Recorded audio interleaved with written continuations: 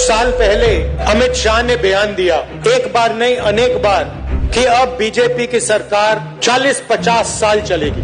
तो ऐसा बयान देना कि अब हमारी सरकार 40-50 साल चलेगी, ये अजीब सा बयान है। और उस टाइम मैंने सोचा था कि इसको कैसे मालूम कि 40-50 साल के लिए सरकार चलेगी। और अब सच्चाई पूरे देश के सामने आ गई है।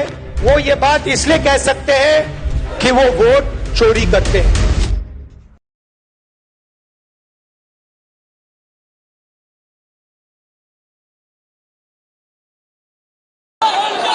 ये आपकी पहचान है, आपकी नागरिकता का आधार है। अगर ये चोरी करने देंगे तो आपकी पहचान ही नहीं रहेगी। जितनी स्कीमें हैं, अगर कल को आपदा आ गई, बाढ़ आ गई, आपको बीमा नहीं मिल पाएगा। जितनी स्कीमें हैं आपको मिल नहीं पाएंगी, रोजगार आपको मिल नहीं पाएंगे, क्योंकि आपकी पहचान ही नहीं होगी, आपकी नागरिकता ही नहीं होगी। तो आप सावधान हो जाइए। आज मैं ये कह रही हूं आपसे, आप सावधान हो जाइए। अपने अधिकार की चोरी मत होने दीजिए। जोर से मेरे साथ बोलिए, वोट चोर गद्दी छोड़, वोट चोर गद्दी छोड़, वोट चोर गद्दी छोड़। जय हिंद। कुछ साल पहले अमित शाह ने बयान दिया, एक बार नहीं अनेक बार, कि अब बीजेपी की सरकार 40-50 साल चलेगी।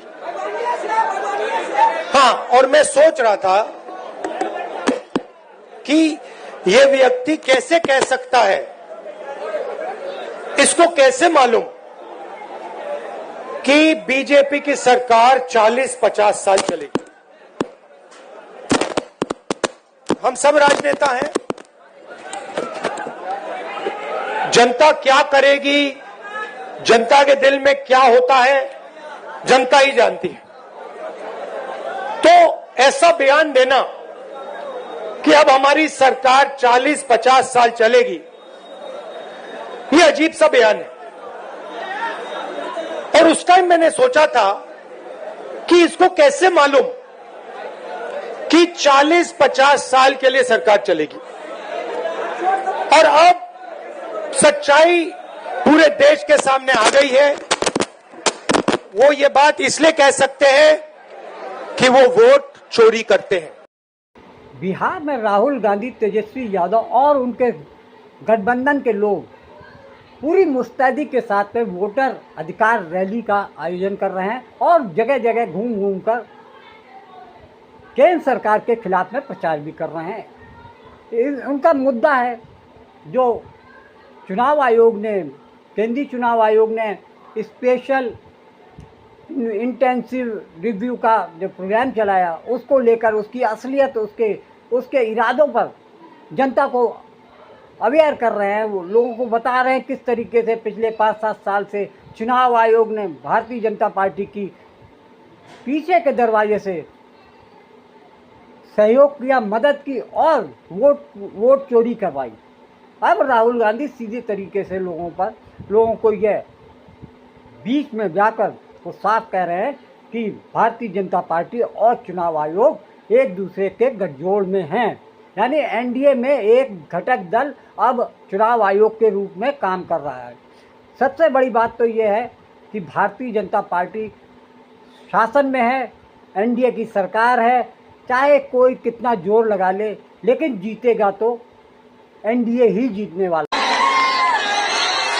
ये वोट चोरी क्यों करते हैं? क्योंकि ये कर्पूरी ठाकुर जी का सपना, अंबेडकर जी का सपना, महात्मा गांधी जी का सपना पूरा नहीं होने देना चाहते हैं। भाई और बहनों, वोट आपका अधिकार है।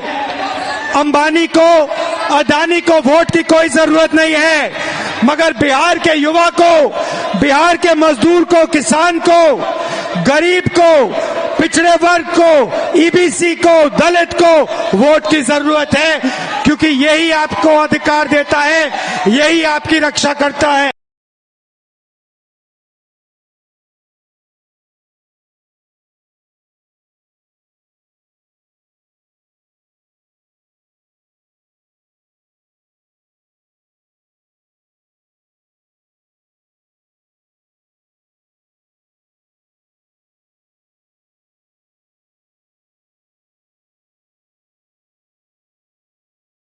राहुल गांधी से चुनाव आयोग शपथ पत्र मांग रहा है, उन्होंने देने से इनकार कर दिया है। सवाल है, अपनी प्रेस कॉन्फ्रेंस में मुख्य चुनाव आयुक्त ज्ञानेश कुमार राहुल गांधी से कह रहे हैं अगर 7 दिनों के भीतर शपथ पत्र नहीं देंगे तो उनका आरोप निराधार मान लिया जाएगा।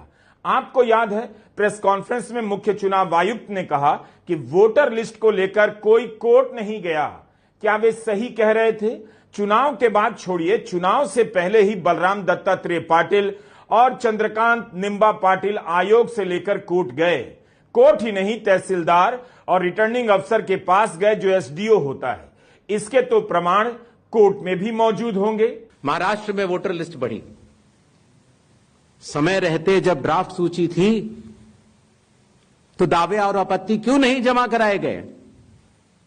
जब रिजल्ट निकल आया तब याद आया कि यह गलत था और एक भी मतदाता का नाम सबूत सहित आज तक चीफ इलेक्टोरल ऑफिसर महाराष्ट्र को नहीं मिला। चुनाव हुए 8 महीने हो गए। महाराष्ट्र में क्यों नहीं उच्चतम न्यायालय में चुनावी याचिका दायर की गई? इन दोनों ने जब मुख्य चुनाव आयुक्त की प्रेस कॉन्फ्रेंस सुनी होगी तो क्या सोचा होगा? क्या इनका आयोग में भरोसा बढ़ गया होगा? उस पर ज्ञानेश कुमार कहते हैं, चुनाव आयोग में भरोसा कीजिए, हम पक्ष विपक्ष नहीं हैं, समकक्ष हैं। आयोग वोटर की प्राइवेसी का हवाला दे रहा है, लेकिन अब सबको दिखने लगा है कि वोटर की प्राइवेसी के नाम पर वोट चोरों की प्राइवेसी का ख्याल रखा जा रहा है। वो पकड़े न जाएं, इसलिए वोटर की प्राइवेसी की दलील दी जा रही है। कहा जा रहा है पोलिंग बूथ के सीसीटीवी फुटेज नहीं दिए जाएंगे। फ्रंट लाइन में अमेय तिरोडकर की रिपोर्ट के बाद चुनाव आयोग को मतदाता सूची सार्वजनिक कर देनी चाहिए, सीसीटीवी फुटेज भी। कोई तरीका तो निकालना चाहिए ताकि जनता को यकीन हो कि डुप्लीकेट वोटर के इस्तेमाल से बीजेपी चुनाव नहीं जीती है। बीजेपी को भी इसकी मांग करनी चाहिए। महाराष्ट्र से आने वाली रिपोर्ट बता रही है कि हर हारे हुए उम्मीदवार को अपने पोलिंग बूथ के वोटर लिस्ट की जांच शुरू कर देनी चाहिए। बिहार में राहुल गांधी, तेजस्वी यादव और उनके गठबंधन के लोग पूरी मुस्तैदी के साथ में वोटर अधिकार रैली का आयोजन कर रहे हैं और जगह जगह घूम घूम कर केंद्र सरकार के खिलाफ में प्रचार भी कर रहे हैं। उनका मुद्दा है जो चुनाव आयोग ने, केंद्रीय चुनाव आयोग ने स्पेशल इंटेंसिव रिव्यू का जो प्रोग्राम चलाया, उसको लेकर उसकी असलियत, उसके इरादों पर जनता को अवेयर कर रहे हैं। वो लोगों को बता रहे हैं किस तरीके से पिछले 5-7 साल से चुनाव आयोग ने भारतीय जनता पार्टी की पीछे के दरवाजे से सहयोग किया, मदद की और वोट चोरी करवाई। अब राहुल गांधी सीधे तरीके से लोगों को यह बीच में जाकर वो साफ कह रहे हैं कि भारतीय जनता पार्टी और चुनाव आयोग एक दूसरे के गठजोड़ में हैं। यानी एनडीए में एक घटक दल अब चुनाव आयोग के रूप में काम कर रहा है। सबसे बड़ी बात तो ये है कि भारतीय जनता पार्टी शासन में है, एनडीए की सरकार है, चाहे कोई कितना जोर लगा ले, लेकिन जीतेगा तो एनडीए ही जीतने वाला है। ये बात राहुल गांधी और अन्य विपक्ष के नेताओं को समझ लेनी चाहिए। जिस तरीके से पिछले चुनावों में, हरियाणा का चुनाव ले लीजिए, हरियाणा के चुनाव में साफ दिख रहा था कि भारतीय जनता पार्टी जा रही है, लेकिन जब रिजल्ट आए तो भारतीय जनता पार्टी बहुमत से सरकार में आ जाती है और कांग्रेस के जितने भी दिवा स्वप्न देख रहे थे सरकार बनने के, वो बिल्कुल धराशायी हो जाते हैं, यानी ज़मीन पर अर्श से फर्श पे आ जाते हैं। वहाँ पर भी कांग्रेस ने चुनाव आयोग के ऊपर उंगलियां उठाई थी, लेकिन चुनाव आयोग ने किसी भी आरोप को मानने से इनकार कर दिया। कहा कि कांग्रेस हार जाने के बाद चुनाव आयोग पर झूठे आरोप मरती है। इसी तरीके से महाराष्ट्र में भी देख लीजिए, महाराष्ट्र में किस तरीके से 5 महीने पहले, चुनाव से 5 महीने पहले लोकसभा का चुनाव हुआ, उसमें इंडिया ब्लॉक यानी महायुति के जितने भी दल थे, कांग्रेस, शिवसेना, यूपीटी, एनसीपी, शरद पवार गुट और कांग्रेस ने मिलकर एनडीए को बुरी तरीके से हराया था। लेकिन 5 महीने के बाद जब चुनाव होते हैं तो प्रचंड बहुमत की महायुति की सरकार आ जाती है, यानी कि एनडीए घटक यानी शिंदे गुट, शिवसेना, एनसीपी, अजित पवार और भारतीय जनता पार्टी। भारतीय जनता पार्टी ने इतिहास रचते हुए 132 सीट जीती। वहीं पर शिंदे गुट ने भी 54-55 सीट जीतकर अपना वर्चस्व कायम रखा। लेकिन तीसरे पर भी शरद पवार, जिनकी एनसीपी, अजित पवार गुट को भी 40-41 सीट मिल जाती है। किसी को उम्मीद नहीं थी कि किस तरीके से भारतीय जनता पार्टी के खिलाफ, एनडीए के खिलाफ, महायुति के खिलाफ जनता में आक्रोश था। बावजूद इसके भारतीय जनता पार्टी की तकनीकी के आगे चुनाव आयोग के खेल के जरिए महाविकास अघाड़ी का बैंड बज गया और वो 50 के अंदर ही सिमट कर रह गए। डरा देने वाली खबरें सामने आ रही हैं। 26 अगस्त को ही दैनिक भास्कर की एक रिपोर्ट आई। यह रिपोर्ट बता रही है कि भारत की चुनावी प्रक्रियाओं में कई तरह के चोर दरवाजे बन गए हैं और खतरनाक हो गए हैं। चुनाव आयोग भरसक खारिज कर सकता है, लेकिन उसे वोटर लिस्ट से लेकर चुनावी चंदे को लेकर काफी काम करना चाहिए। 10 गुमनाम राजनीतिक दलों को 4300 करोड़ का चंदा कैसे मिल सकता है? ये सभी गुजरात के राजनीतिक दल हैं। इन्हें 4300 करोड़ का चंदा कौन दे रहा है? हो क्या रहा है इस देश में? कोई छोटी रकम नहीं 4300 करोड़ की। अगर प्रधानमंत्री मोदी दावा करते हैं भ्रष्टाचार को रोक दिया है, उनकी सरकार पर दाग नहीं है, तो फिर ये कौन लोग हैं जो 4300 करोड़ रुपया गुमनाम दलों को दे रहे हैं? और इन पैसों से किसकी मदद हो रही है? कौन खरीदा जा रहा है? वोटर खरीदा जा रहा है या नेता खरीदा जा रहा है? दैनिक भास्कर ने लिखा है कि गुजरात में रजिस्टर्ड 10 गुमनाम से राजनीतिक दलों को 2019-20 से लेकर 2023-24 के 5 साल में 4300 करोड़ रुपए चंदे के रूप में मिले हैं। इनमें से कुछ के नाम हैं लोकशाही सत्ता पार्टी, भारतीय नेशनल जनता दल, स्वतंत्र अभिव्यक्ति पार्टी, जनमन party, new India United party. 5 वर्षों में इन दलों को कुल 3 चुनावों में वोट मिले कितने? 55,000 से भी कम। लेकिन इसी दौरान इन्हें 4300 करोड़ का चंदा मिलता है। इन्होंने अपनी चुनावी रिपोर्ट के खर्चे में 39 लाख ही दिखाया, लेकिन अपनी ऑडिट रिपोर्ट में 3500 करोड़ खर्चा दिखाया है।